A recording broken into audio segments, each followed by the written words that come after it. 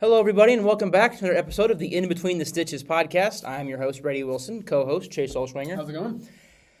It's getting a little hot outside, so it's the beginnings of summer are upon us, and it's not fun. I'm not enjoying it. You're not wearing your headset? I don't need to today. Yeah, it's gonna be a little quicker episode. I might put it on if it does feel a little bit weird to just hear my voice. Not through a headset. Basically, it's going to be a shorter episode today just because hopefully everyone's having a good finals week. Hopefully the Canvas shutdown has not affected everyone like it's affected me. If you don't know, just quick non-sports news story. Basically, these people, I don't know the full story, but I know Canvas got hacked for 9,000 universities. And so on finals week. And I've been seeing some students are their professors are that sucks. That's unfortunate. They're basically or they're not communicating to them, so they're not able to get finals done. I know somebody that they had a final tonight. It was a paper, and they're like, how do I submit this if Canvas is not up? And the professor is not answering their emails. So it's. I mean, that's going to be something you have to reach out to. It is definitely the dean or something like that. Yeah, it's definitely if they were trying to cause maximum damage, they are. It's just that they're affecting students more than they're affecting anything else.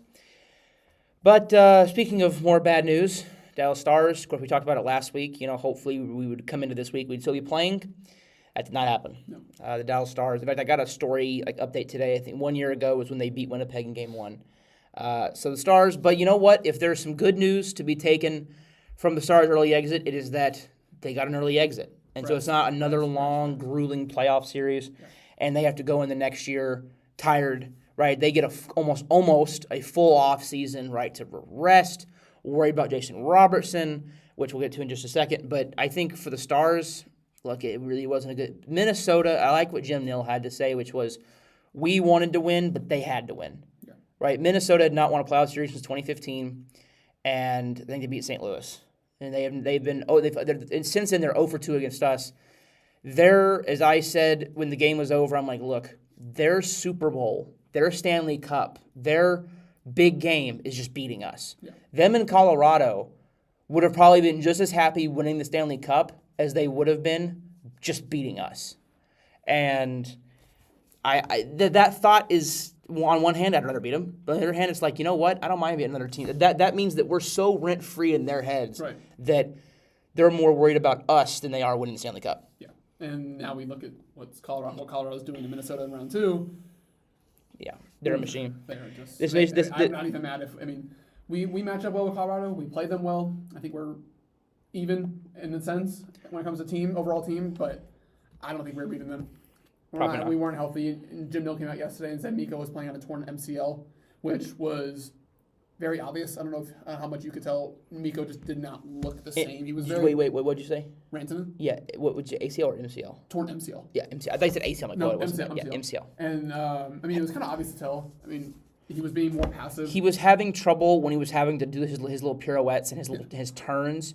They weren't as sharp. And then of course Rope had was it torn hamstring? Yeah, Sagan's out. There was a lot of recipes for disaster with the way that the Stars came into the playoffs, and it ultimately ended up happening. But like you said, I'm not mad at that they're out. And the Olympics being the thing. And that's when Mikko got hurt. I remember everyone said, guess who looks like the freshest Stars player? And everyone said the two freshest Stars player looks like Jason Robertson. And I think they said Wyatt Johnston, who both, they didn't go to the Olympics. Yeah, maybe that's... Rantanen looked tired, Miro looked tired, Essa looked tired. All the guys that went to the Olympics and had to play, they looked tired. Yeah. Fox said he probably would have looked tired, but he got hurt. So it's not really his fault for not looking so tired. But hopefully, I saw a joke that basically, the Texas Stars, their AHL team, lost, I think, the first round of the playoffs, second round. They lost in the playoffs. And I saw the joke, which was hey, it's a miracle they got this far because Dallas took all their players. Yeah. We took R2 Huru. We took, Justin Ritzkovian. We took all their guys, which is pretty funny.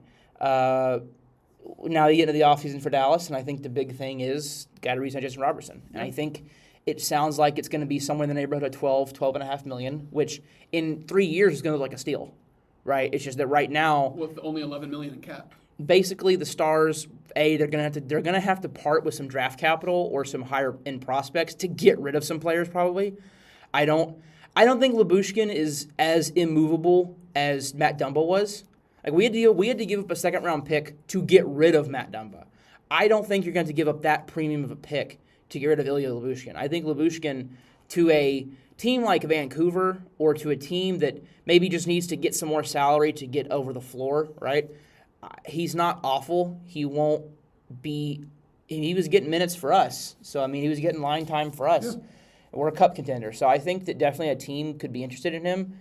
$3 million is a lot, but I've also seen rumors that everyone thinks that Remy Poirier, I think that's how you pronounce his last name, is our goal. He's a goaltending prospect that we have.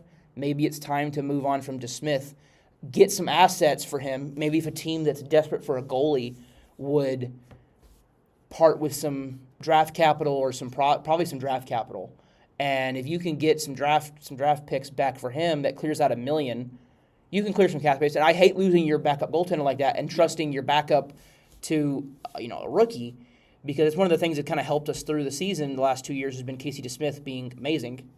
But you might need the draft kit. You might need like DeSmith and Lyubushkin somewhere. That way you package them together. I don't know. But I think the biggest thing is getting Robo signed for this year. And then the cap is going to go up exponentially over the next 2 or 3 years after this year. Yeah.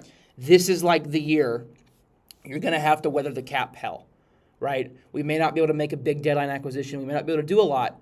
But then the next season and the next 2 seasons, I'm seeing that we're going to have this core and we're going to have cap space because we've signed a lot of our young guys to long-term contracts, at least a lot of the expensive guys, right? And essentially, we're going to have space to spend on a big free agent, right? Hey, there's a guy from Edmonton that may want out. I'm just saying. I've seen rumors on it. I did see this, and it was like a complete hypothetical. Would you trade Robo and 3 firsts for McDavid? And I said yes. And I trade 5 firsts and Robertson for McDavid, bro. Like, yes, absolutely. I would ask them, what do you want for our team? Our team is open for business. Last thing for the Stars before we move on. Do you think does Jamie Benn come back for this season? Of course, Jim Nill said he wants him to, but I think he comes back, but I think he comes back in a different role. I think it's time to give up that C. I think the last couple of years, especially in the postseason, he has made some very unlike captain moves on the ice that has penalized the team, that has hurt the team. Yeah. And I do think that the Stars want him back. I think he wants to come back to the Stars. I just think it is time to pass the torch to Wyatt Johnston. It's probably going to be Wyatt. I would assume Wyatt. I do want to give a quote from Mr. Zach Babb. I talked to him about it during the end of the playoff run. During the end of the playoff run, the one-round run. He said his hot take is we need to strip the C from Ben. And I said, wow. I said, I would agree with that. He's not been good. I said, I'm still kind of new to the hockey game, but from what I expect from the idea of a captain, he doesn't do a lot of those things anymore. And this was his quote. He goes, "You've changed." He goes, "You've changed coaches 3 times in the last 7 seasons. You've got a top 5 goalie. You have all this skill on the roster. At some point, is it the captain? I haven't been a big Ben fan since he cross-checked Mark Stone's face into the ice in a must-win game in the 2023 playoffs. I think he's just kind of a meathead these days and not captain material." And I agree with Zach. I think that Ben just doesn't. Maybe it's time to shake that up and see if you can get a new captain in here. I think that, and they did ask Nill, and Nill said that likely names would be Robo, which tells me they want to keep him, right? It would be Mikko, but Mikko hasn't been here that long. Right. So to me, Wyatt makes a ton of sense. Sagan, actually, but the problem is with Sagan is I assume for a captain you want your you don't want to take 1 year. You don't want to take the captain away from somebody and give it to somebody for 1, maybe 2 more years. Right. You'd probably like this next one to be your cornerstone. The cornerstone. And then I did ask him, and of course, Stars fans, I did remember this when he said it, which is this has happened in Stars history where Mike Madonna was the captain and they stripped him and he was still on the team and they gave it to Brendan Morrow. So there's precedent for this. I recently with Maple Leafs when they switched captains, they stay on the roster. So I think that the Stars have a lot of questions they need to answer this offseason, and I'm very excited to see how they answer them. I'm right there with you. Now we're going to move to the other AAC partner, who's actually got fun things to talk about today. Yeah. When's the lottery announcement, Chase? Sunday at 2 o'clock. So this Sunday, I will be watching. By the way, congratulations, Toronto Maple Leafs. They win the Gavin McKenna sweepstakes. Yeah, I saw that. Totally not collusion when they had like the 8th best chance. You know what? I was going to bring this up because You know what? We have the Hold on. 8th best odds in the NBA draft. it makes sense for the NBA too. Kind of segue this. I've now figured out one of the only other reasons why I'm totally against a lottery in every sport, football, baseball, and every sport. It invites collusion to happen, and it invites conspiracy theorists like myself to be conspiracy theorists about who gets first overall pick. The Maple Leafs have Austin Matthews. They've got some decent players. They had the 8th best chance to win the lottery, and suddenly, when there's thought to be a generational talent in Gavin McKenna, the team that hasn't won since the 60s, since it was a 6-team league, right? That team gets the generational superstar. I think all these conspiracy theories just need to stop. Why can't we just admit that something lucky just happens? Because it happens too often sports okay. Not often, but Trust in, and this is not a political podcast, and I'm just gonna say it like this. Trust in the government over the last 20 years, 25 years, has been down the tubes. It has gone way, way down, right? Especially since some conspiracy theories that were thought to be really, really crazy have been more and more confirmed over the last 10 years or so. I think that sentiment has been really leaking into sports now, where there's just a complete lack of trust of anyone in position of authority. I think that there's been conspiracy theorists in sports since Patrick Ewing and the cold envelope thing, right? Like when a marquee team gets something lucky, people are naturally going to go, and some of it is jealousy. If I'm a Canucks fan, I just went through this awful season.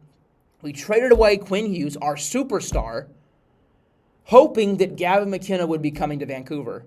And now he goes to Toronto, the team that the NHL seems to want to make a marquee team and they won't be one. Why did they get him? Why don't we get him? We just went through this awful season. Why don't we get the marquee superstar? I think that a lot of it is jealousy, but I think the other part of it is people just don't trust people in authority. Yeah. And they don't trust. I mean, let's say the Yankees missed the playoffs this year, just pretend.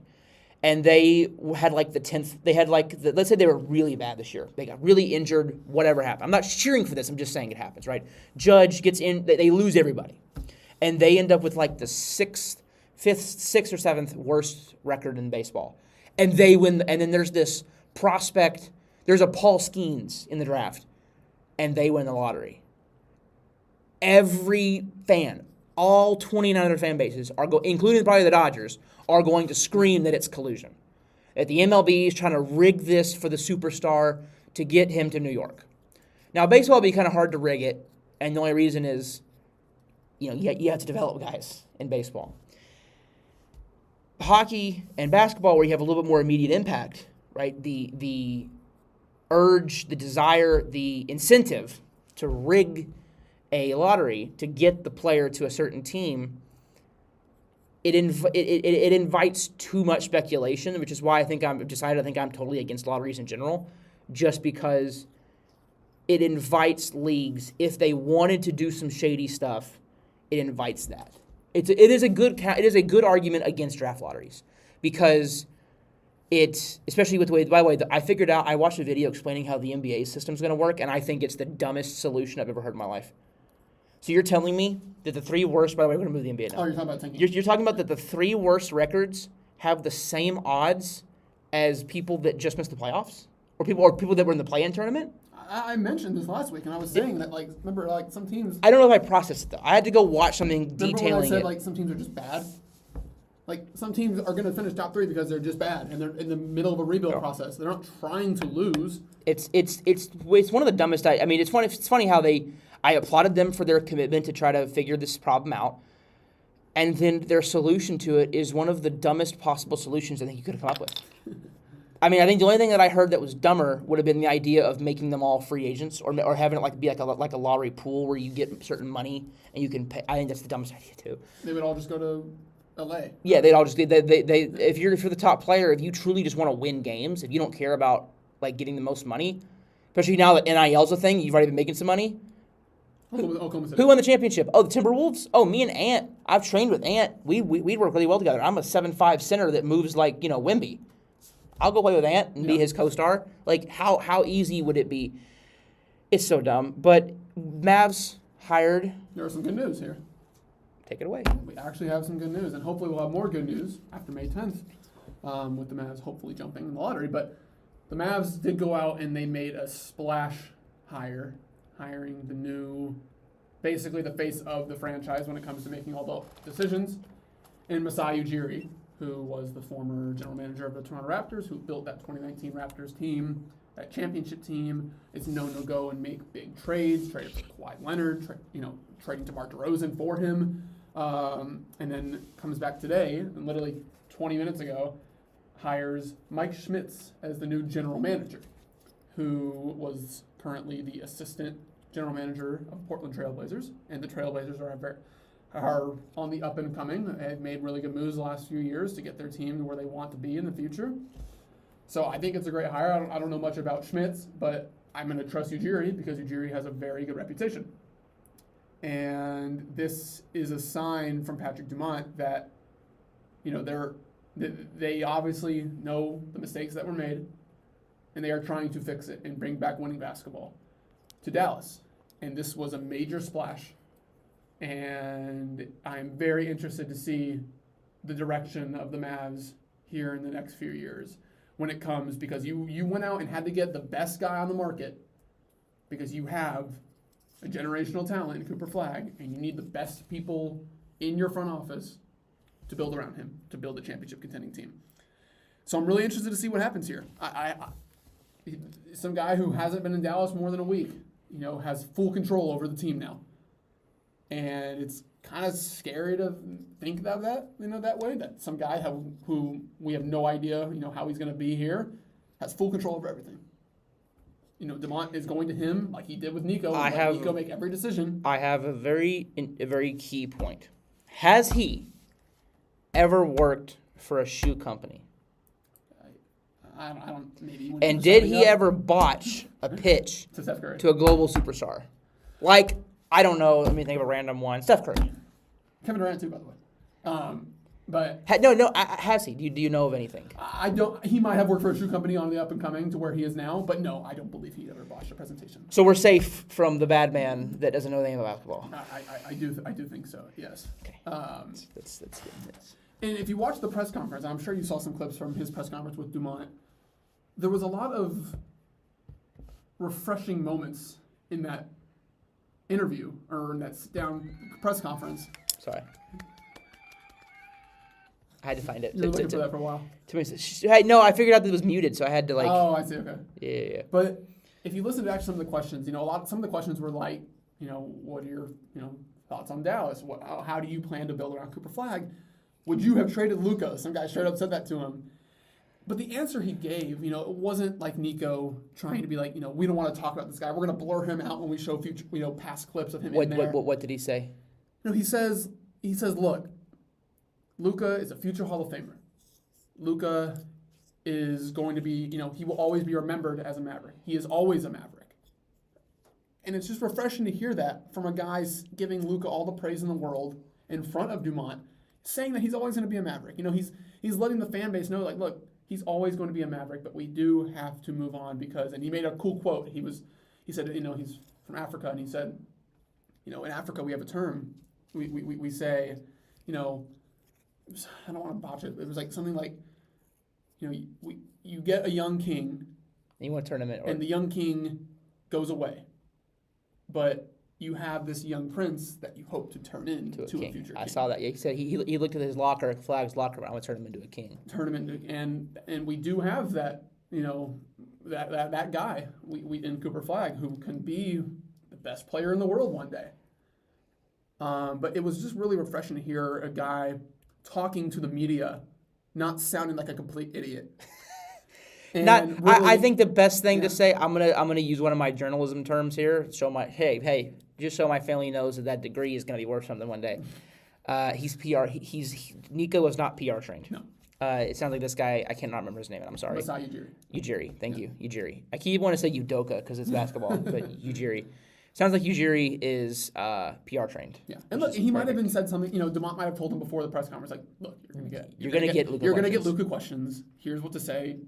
But I don't think that happened. I think he was gonna be. I think Dumont probably did warn him about Luka questions being asked. It wouldn't have been Dumont. It would have been their PR person. Or PR, whatever it was. Sorry, I don't want to burst your bubble, but it would have been. It would have been the person. Too, but, would have been the person helping out with the press conference. Hey, by the way, they're probably gonna get. We actually had to do an assignment about this. It was a player press conference. We had to basically.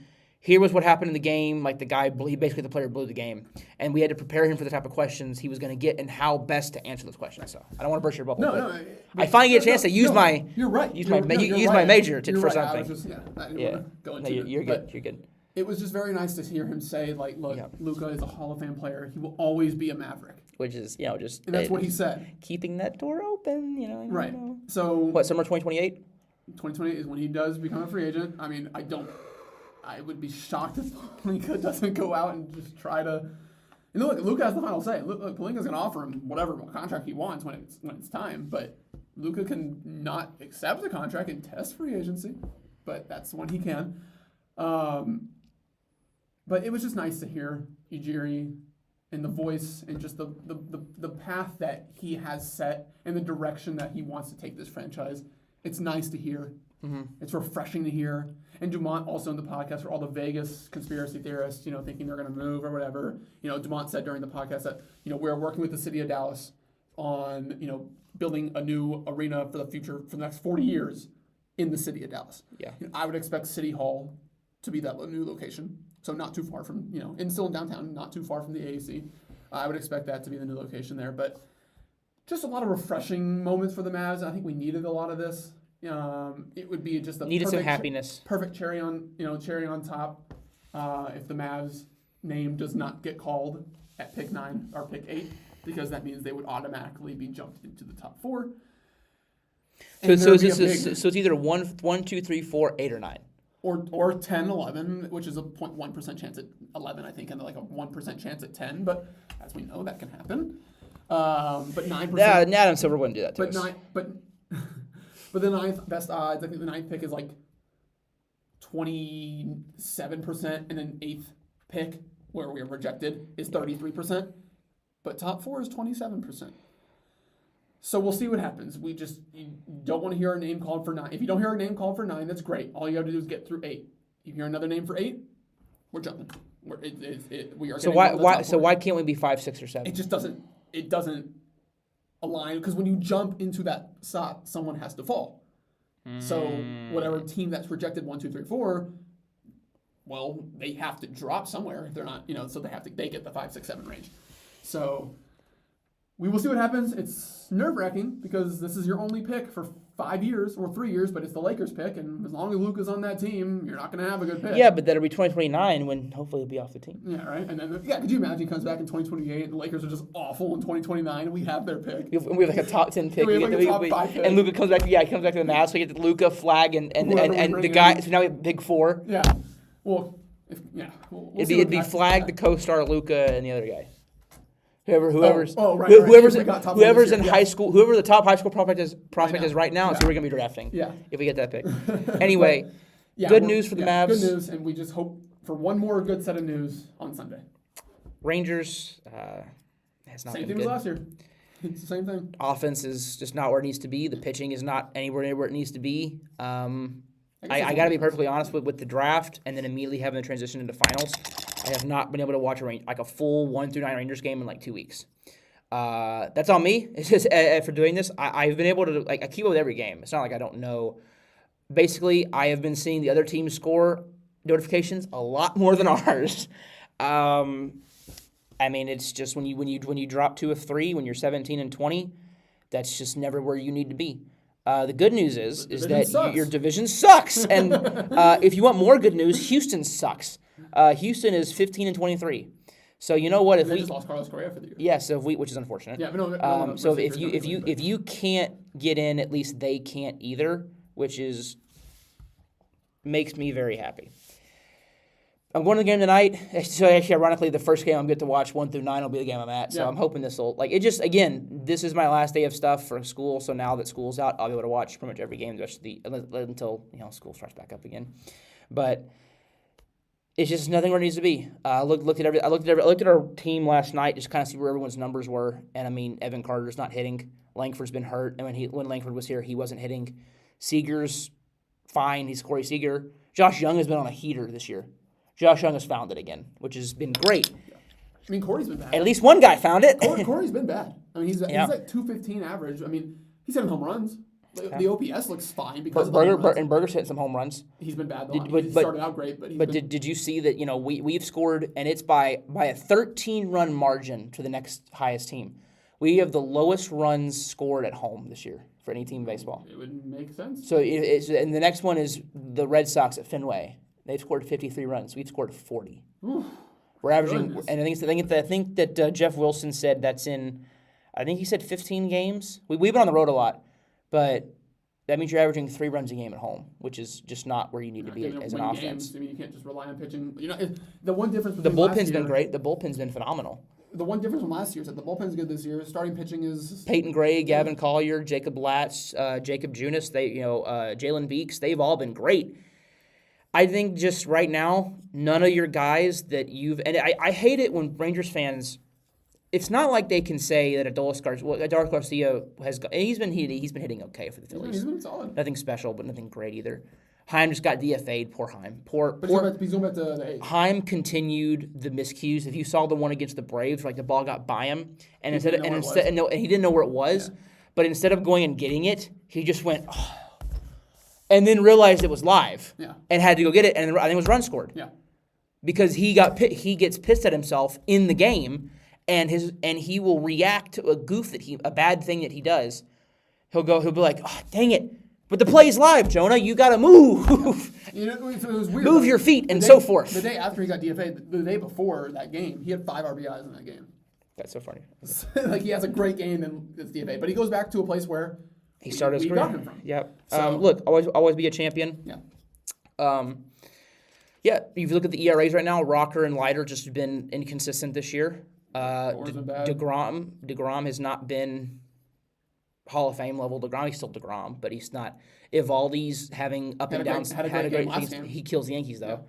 And then Gore had his first 3 or 4 starts were amazing, and then his last 3 starts have just been bad. Yeah. So I think you just have to chalk it up to. Hopefully you're still just in that. Hopefully the pitching will come back around. Baseball is a sport where everything just kind of comes in waves, but. If nothing is good right now, we can go on a heater. Things can happen. We've seen that before, right? I mean, hell, we were so bad in second half, we almost played our way out of a playoff spot. Yeah. People forget about that in 2023. I'm kind of tired of the 2023 regular season. What's the word I'm looking for? Changing history or whatever it is. There's a word I'm looking for. Revisionist history. Because the first half, we were probably top 3 team in baseball. Second half, we were middle of the road. Yeah. And right now, we're middle of the road. Like, we were not playing 500 baseball in the back half of that season, and we were this close to being out of the playoffs that year. Like, it was not like we steamrolled our way through to the World Series. We did once we got into the playoffs, sort of. Minor snafu in Houston, or I guess in Arlington against Houston. But we did. We were not steamrolling in that second half. We kind of got hot at the end. That series against the Angels, right? And they had to take 1 out of 4 versus the Mariners, and they lost. And 3. they got 1. They got 1. They got exactly what they needed to do. Yeah.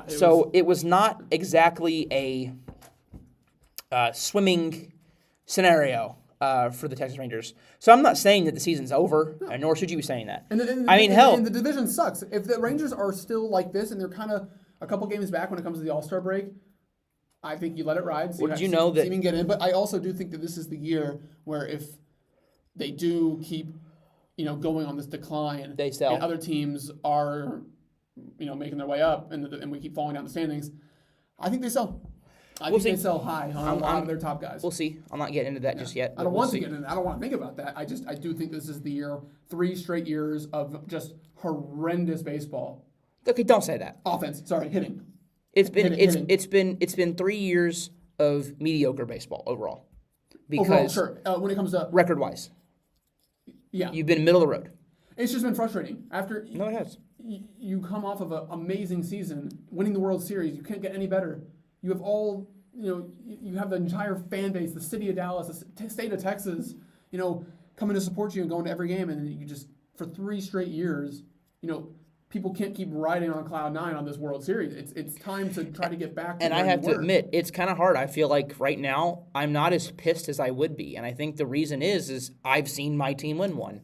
I'm not saying I'm complacent, but I'm definitely saying that, Right. And I don't know if it's like this for my dad. I have to call him and ask him. He'll probably put it in the comments, or he'll probably text me and be like, no, I am this. But like, I think it is kind of hard. I'm kind of finding it a little bit difficult to not, complacent is the wrong word, but to not feel as desperate for a World Series, because I've seen one. So now I'm actually more desperate for the Stars and the Cowboys, and I guess Mavericks, than I am the Rangers, because I've seen the Rangers. Now I want to see the other 3. Yeah. Right? So especially Stars Mavericks. Sorry, especially Stars Cowboys. You've seen the Mavs. If you remember, I was 6 years old. I was 9, but I was at the game. I was at the game in Miami, so that was a moment I'll never forget. But I do remember the season. Oh, he was at the game. Look at him. It was great. My dad. We go to Miami for 24 hours. By the way, the Bleacher Report thing, I love how they phrased it. They didn't say Mavericks hire X whatever executive. They said Mavs hire TV analyst as GM. That's what the headline said. It also said that. I know. I was just laughing that if you weren't like recently served as Blaze. But if you weren't a fan that really knew like much, you would read that and go, "Oh crap, not again. We're not going to hire another incompetent guy again." Anyway, Rangers just have not been where they need to be. No. And over the next, I would say, 6 weeks, they need to at least be over 500. Is it time to question CY after the season if it goes like this? Yes. I think I think it already was. I think that it's fair to say that. I don't like when people say, "Oh, he's a bad GM." No, I think there is a big difference between a GM that is that is smart, but his decisions didn't work out the way he planned, and a guy who made legitimately bad. Nico Harrison. No one in their right mind is going to go, "I see what he was going for. I understand why he did what he did." That is a bad GM. To me, bad GMs have to be so bad that they're either that they take a good team and they. If I can look at their decisions and go, I understand what they were going for. So CY. I don't think CY's a bad GM. I think his decisions have not really worked out in exactly the ways he hoped. Right? No Rangers fan would have really wanted Olis Garcia gone in 2023, nor 2024, and people were kind of split 50-50 on him last season if they wanted him gone. Like, it was still kind of 50-50 on everyone wanted Jock. I don't like people saying that that's on CY. Every fan said, and including us, hey, if they sign Jock Peterson, they're going to be a complete ball club this year. We signed Jock Peterson. It flopped. How the hell is CY supposed to know he's going to flop? He doesn't. There were no metrics showing that this man's on the decline. And it's right? unfortunate because everything that he did flopped. Coming off of a 30 home run season in Jock, flopped. 35 home run season in Berger, flopped. And in fact, Berger, it hurt too. But when you look at CY also trusting young guys, he's putting a lot more on Wyatt and Carter and Young. By the way, we didn't cover it earlier. Duran has been really good. But he's putting more on the young guys, and they're not producing. Wyatt Langford has it is so difficult to watch him and not go, this guy could be the next Mike Trout. But he just doesn't put it together. Yeah. I don't know what the problem is. I don't mean to bash him. Wyatt Langford's one of my favorite players. And I was so happy when we drafted him. But I can't understand what the issue is. Is it bad pitch selection? Is he off balance? I know he's hurt right now, but why can't you be the guy that we saw at Florida?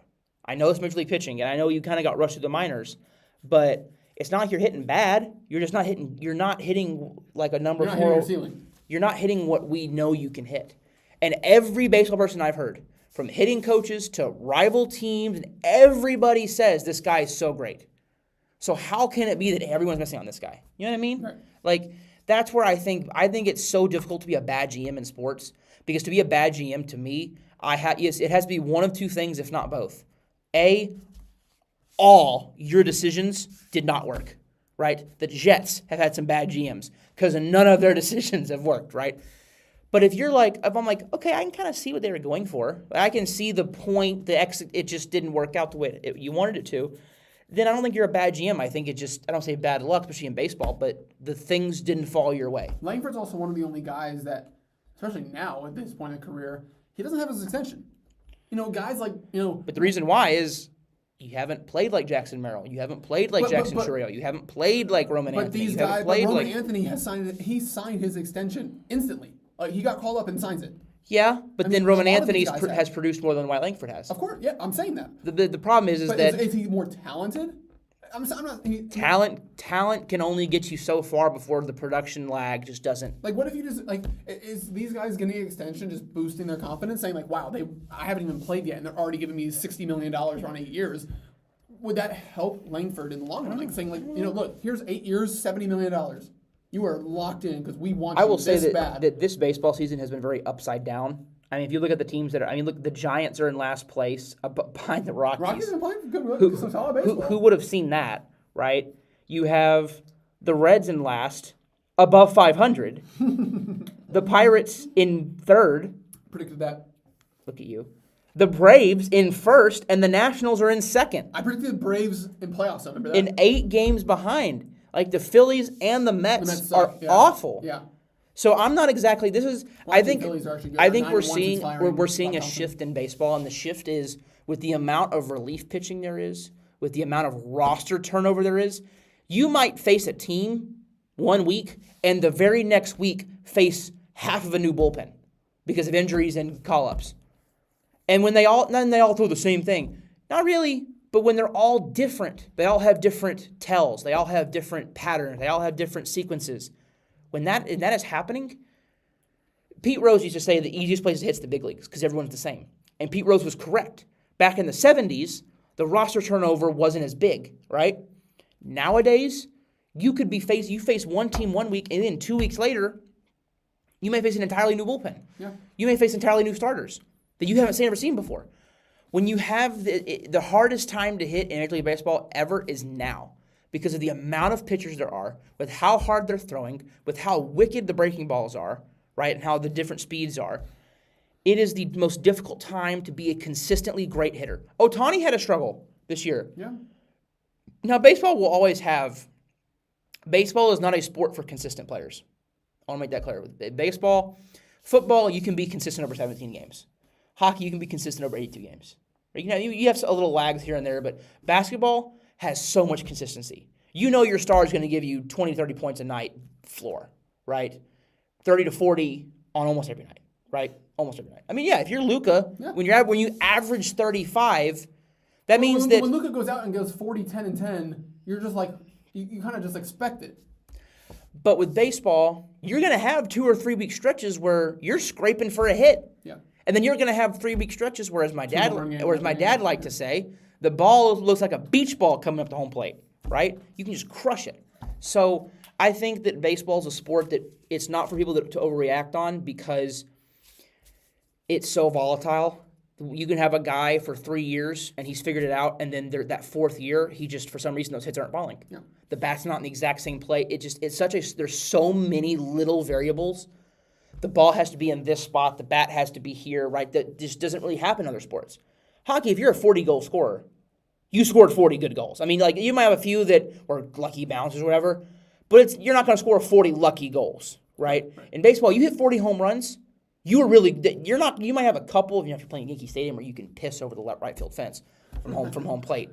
Okay, but even then, that's the thing is, if you're playing at Yankee Stadium for 81 games, you might actually have more home runs than someone playing at San Francisco. Does that make you a better player? No, you're a product of the ballpark.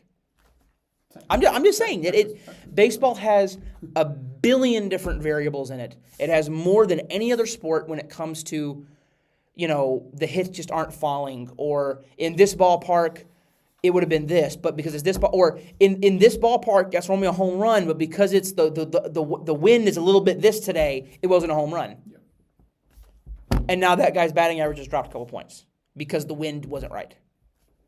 You know what I mean? So it's just the baseball has so much volatility in it, and it's real. That's why you have to play 162 games. As George Will, he's an economist.